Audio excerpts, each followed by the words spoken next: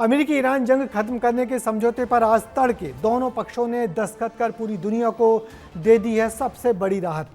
अमेरिकी राष्ट्रपति Donald Trump ने फ्रांस के वर्साय पैलेस में तो ईरान के राष्ट्रपति मसूद पेशकियान ने तेहरान से इलेक्ट्रॉनिक साइन कर दोनों देशों के बीच 3 महीने पुरानी जंग को रोकने का ऐलान कर दिया। इस समझौते की क्या है खास बातें और किस पक्ष को भला क्या मिला, इस सब कुछ जानिए इस रिपोर्ट में। जिस पेपर पर अमेरिकी राष्ट्रपति डोनाल्ड ट्रंप दस्तखत कर रहे हैं वो कोई आम पेपर नहीं। ये पेपर खाड़ी देशों में शांति लाने वाला पैगाम है। ट्रंप ने पेरिस में अमेरिका और ईरान के बीच एक डील साइन की है और ये डील थी जंग रोकने की। This was not easy, I can tell you.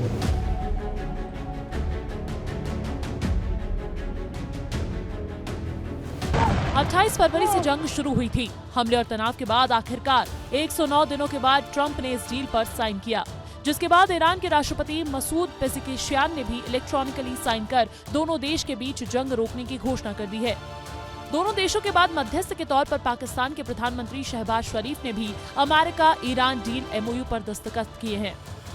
अब जब डील हो चुकी है तो सभी की नजरें उस ड्राफ्ट पर टिकी है जिस पर दस्तखत हुए हैं। इस मसौदे में कुल 14 पॉइंट है।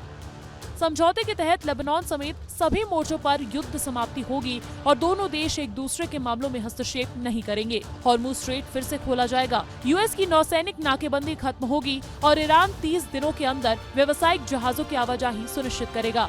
इसके बदले ईरान के फ्रीज्ड संपत्तियों को भी रिलीज किया जाएगा। उस पर लगे आर्थिक प्रतिबंध हटेंगे। ईरानी तेल के निर्यात पर छूट मिलेगी और ईरान को 28 लाख करोड़ का हर्जाना भी दिया जाएगा। वहीं ईरान परमाणु हथियार नहीं बनाएगा और दोनों पक्ष मौजूदा स्थिति में कोई बदलाव नहीं करेंगे।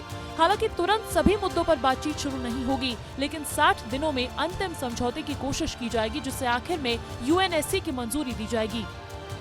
अगर इस मसौदे को ध्यान से पढ़ा जाए तो ईरान की हर शर्त मानी गई है। ईरान की बल्ले बल्ले है, तो वहीं अमेरिका हमेशा एक बात पर अड़ा था और वो था ईरान का परमाणु बम। फ्रांस के एवियन शहर में भी ट्रंप ने इस बात का जिक्र किया था। But every administration for decades has sought to get Iran to relinquish its nuclear ambitions, but the threat only got bigger, the words got bigger and stronger and bigger, and nothing ever happened. And Iran got stronger and tougher. 28 फरवरी को जब जंग शुरू हुई तो लगा कुछ दिन की है, लेकिन हमले बंद नहीं हुए। सीज़फायर का ऐलान हुआ भी तब भी तनाव जारी था। हॉर्मुज़ 3.5 महीने से बंद था, जिसका असर पूरी दुनिया में पड़ा। अर्थव्यवस्था हिल गई, महंगाई बढ़ी, इससे भारत भी अछूता नहीं था। और अब जब सब बैक टू नॉर्मल हो रहा है तो भारत में सब नॉर्मल कब होगा, इसे भी समझिए। अभी 60 दिनों के युद्ध विराम के दरमियान विस्तृत तौर पर इस पर मसौदे पर काम किया जाएगा और ये तय किया जाएगा कि किस तरह से चीज़ें मूर्त रूप लें। लेकिन भारत को इस शांति समझौते से सुकून मिला है और उम्मीद करनी चाहिए कि वहाँ पर शांति स्थायी तौर पर लागू रहेगी। कुछ समय लगेगा, लेकिन एक बार फिर सब ऑन ट्रैक आने वाला है। आम जनता अब इसे कैसे देख रही है वो भी जान लीजिए। जो बहुत अरसे से हम एक समस्या से जूझ रहे हैं, ईंधन की समस्या से, और उसके कारण महंगाई बढ़ रही थी, तो इस डील का असर धीरे धीरे देखने को मिलेगा। बिल्कुल उम्मीद तो है कि कम होना चाहिए। हालांकि सरकार पे है सारी चीज़ों का, पेट्रोल हो, गैस हो या जो भी चीज़ें, जिस तरह से रेट बढ़ाए थे उसी तरह से इसके रेट भी इनको कम करना चाहिए और अति आवश्यक है। तो 109 दिनों की जंग के बाद अब शांति की दस्तक सुनाई दे रही है। बंदूकें खामोश होने की उम्मीद है, तेल के रास्ते खुलने वाले हैं और दुनिया की अर्थव्यवस्था राहत की सांस ले रही है।